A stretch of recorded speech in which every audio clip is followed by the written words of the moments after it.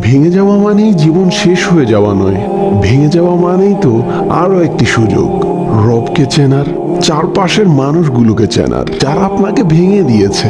তাদের জন্য আপনি কেন ভেঙে পড়বেন? ঘুরে দাঁড়ান, নিজেকে এমন এক পর্যায়ে নিয়ে যান যেন এই ঘুরে দাঁড়ানোটাই তাদের জন্য দাঁত ভাঙা জবাব হিসেবে দাঁড়িয়ে যায়। যিনি আপনাকে এত এত ভালোবাসেন যে কখনো ছেড়ে যান না, আপনি সে রবের জন্য সামনে এগিয়ে যান। নতুন ভাবে পথ চলতে শুরু করবেন, শুধু এই আশায় যে আপনার রব আপনার পাশে আছেন। আপনি যদি আপনার রবকে স্মরণ করেন, তাহলে তিনিও আপনাকে স্মরণ করবেন। কোনো সন্দেহ নেই এতে।